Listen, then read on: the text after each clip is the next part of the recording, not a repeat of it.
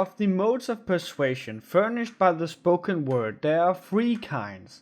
The first kind depends on the personal character of the speaker, the second on putting the audience into a certain frame of mind, the third on the proof, or apparent proof, provided by the words of the speech itself. Persuasion is achieved by the speaker's personal character when the speech is so spoken as to make us think him credible. Aristotle. Welcome back to another episode of Lemme School Ya, my little show here on YouTube where I try and teach you guys stuff so you can better create your stories or art projects with a little more knowledge packed nicely into your suitcase. Today we will be covering Aristotle's modes for persuasion, and don't worry, I'm not here to teach you how to win an internet argument. What I am gonna do is break down the three modes for persuasion one by one and explain to you how they're used so you have a better idea of how to appeal to your audience. The three modes for persuasion are parted up into ethos, pathos, and logos.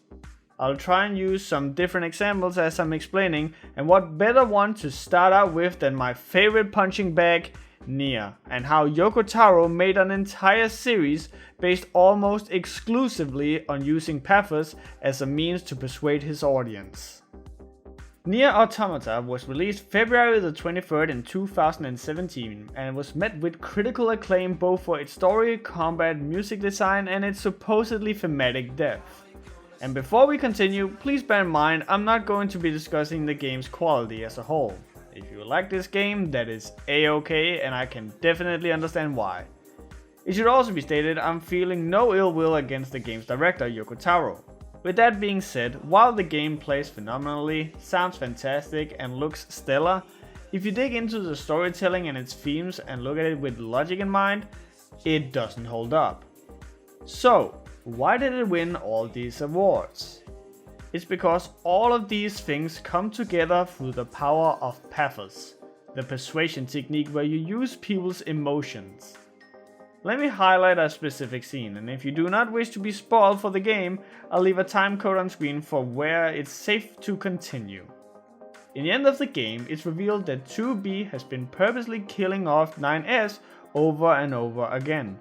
This works through pathos because it gives you a sense of dread and sorrow.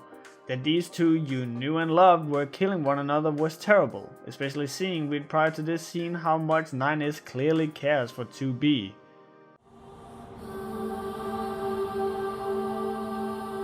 The official designation is 2E, number 2 type E. They were a special class of members designed to execute Yorha units.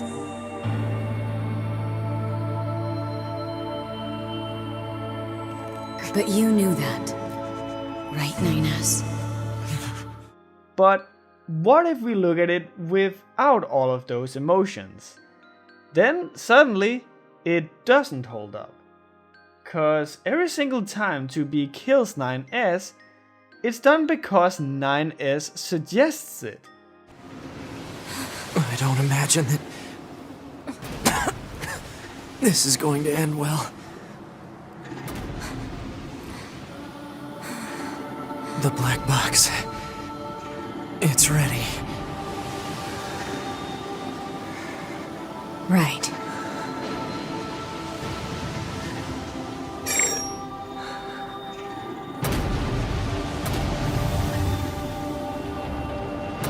Requesting destruction of enemy hostiles via black box reaction. Request accepted. 2B, it was an honor to fight with you. Truly. The honor was mine.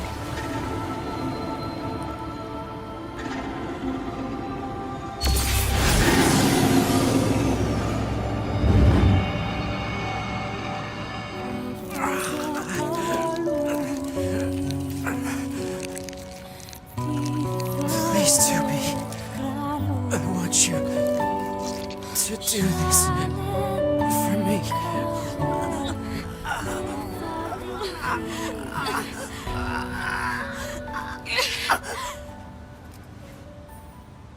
can't keep doing this forever. 2B, I have an idea. It's possible to access the bunker through a back door in the system. I can use that to initiate an emergency upload of our personal log data. Then we set our black boxes to self-destruct and take them all out at once. Log data upload complete.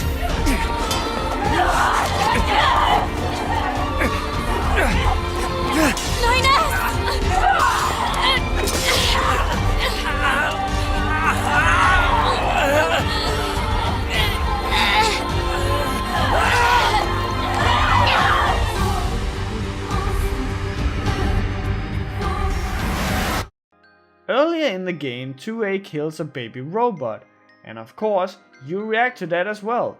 She comes out of nowhere, so there's a shock within you, and you of course feel a certain emotion because a baby was just killed. But if you look at it logically, again, it doesn't work. How can a robot be a baby? It cannot grow. And lastly, how about the robots that starts growing mouths and devour each other like zombies? There's screams and cries and they're glowing red.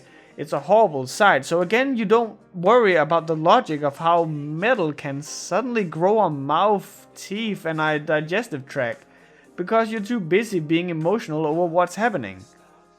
Have you ever seen an ad for any charity ever?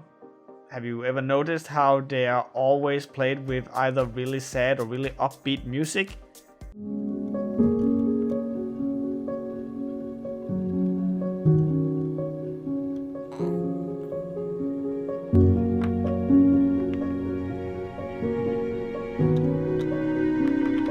You typically see women and children too. Charity ads always work on pathos and wishes to hit you in the feels, as the kids like to say it. We as people are hardwired to look out for women and children. That's why those are typically the ones that are shown when having it hard, because they appeal to our emotions more. If you want a movie example, you can also look at, say, Ready Player One. We've already talked about that movie in the webcomic relief about how this is more or less only a movie that works because of its references, and pathos plays a high role in that. Just like Kingdom Hearts, every time you see something you know, there's a shot of endorphins to your system. You are happy to see this character, or setting, or prop you know and love appearing in something else. Pathos is a way of convincing an audience of an argument by creating an emotional response. If you get hype, sad, happy, relaxed, content, confused, shocked, scared, or any other feeling, then that is you being influenced by pathos. Next is ethos. Are you gonna buy the new Death Stranding? I sure am. Do I think it's gonna be good? I'm super doubtful about that actually. So why do I buy it? That is obviously because of the name attached to it, Hideo Kojima. I trust him. He's never led me astray before, and from what we saw with PT, that may just be the most perfect horror experience ever despite its short length, I got faith that he can tackle stuff other than Metal Gear. In short, Kojima has a reputation. He has credibility. By the same extension, if Todd Howard came out and tells you the next Fallout game is gonna be the greatest game ever, yeah, no, not gonna happen. And it all starts with an obsession to detail. Our artists concept every button, every blinky light, not just on one terminal, on all of them. Because it's our belief that it's all of these small details coming together that form a much, much larger whole. Do you remember Jamie Oliver? Yeah, apparently he's still around somehow. Do you have any idea how much money this guy has made on kitchenware and restaurants? The guy has a net worth of $400 million. But why are people so eager to try Jamie's restaurants and buy his kitchen knives? It's because of Jamie Oliver. He has proven he's worth trusting. He's taken us inside his home, shown us his cooking skills and culinary know-how, so surely this guy must know what he's talking about. That and every house mom out there would probably agree he's just so handsome. Now let's flip the coin as it were and look at Gordon Ramsay. His net worth is not even half of Jamie Oliver's, and that's despite Gordon being way more of a TV personality and having over 10 Michelin stars, of which Jamie has none. But maybe the bit about him being a personality on TV is exactly why he's not as successful. He has lost his credibility. To us, he's now much more of a character. All of his show, his constantly angry persona, how he's now also touring hotels, dressing up as old ladies, and traveling across the globe. He appears as fake, but he isn't. But because he appears as fake, you are much more prone to believe Jamie. If I and Emily Ree from Anarchy Dreamers started talking about comic making, I'd hope you'd pay more attention to her. I've been wrong way more often than she has, and she also has an incredibly successful comic to boot, where, as you guys know, sometimes I'll exaggerate a point to make a joke. Same thing goes with Linda and Stjepan Sijic. And speaking of those two, I don't care about Batman and that universe in the slightest. But when I heard that Stjepan was working on the comic about Harleen and her descent into madness, you best believe I was the first in line to scream I wanted a copy. It was a good book. This was a dope book. Why? Because I respect the Sijics, and they've earned credibility so that when they make something, I know I'm gonna enjoy it. There are, however, also people where their reputation is becoming less and less of a get out of jail free card. Blizzard, for example, have started seeing a decline in their sales across the board and are actively being mocked for their writing now in many circles. The gods that even I admired as a kid have fallen from grace and the cracks have started to show. People would buy anything with a Blizzard label attached to it. So this credibility can definitely also be lost, even by something as minor as... Do you guys not have phones? Yeah, you guys all have phones, right? Ethos is, in other words, used as a means of convincing an audience through the authority or credibility of the persuader. It's the reason you see celebrities advertise for bags, real estate, apps, cars, TVs, banks, phone companies, speakers, and even potato chips.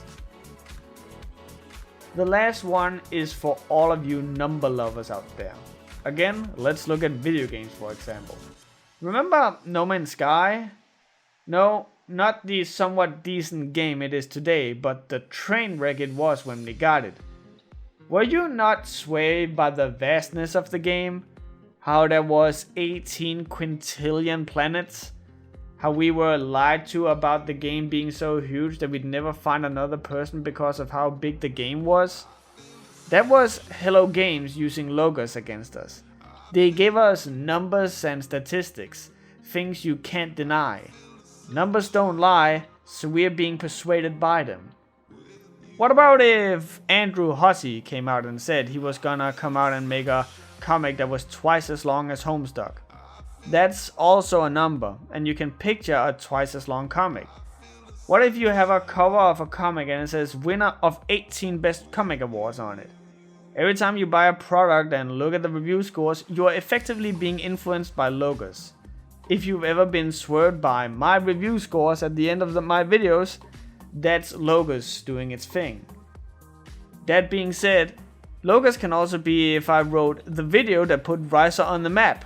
Then now you've got a fact that intrigues you. Logos is a way of persuading by using facts and figures to influence your audience. Maybe this will not be as useful for you if you're making a comic, but you're effectively using logos if you're doing commissions and you're marketing yourself with your prices, for example. So to sum up, ethos is the way to appeal to ethics, credibility, and authority. Pathos is the way to appeal to emotions, and logos is the way to appeal to logic using facts and figures. Everything you see in your daily life has more times than not been tailored to use these three. Try and go online, or turn on your TV if you still have one, and try and see if you can tell which ads use what method. Then, if you want to step it up, try and see what media you consume use which of these. And then lastly, look at yourself and the things you get influenced by.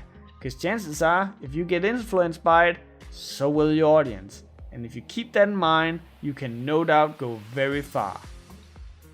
This has been Lemme Schoolia. here to help you make your creative work with a little more skill.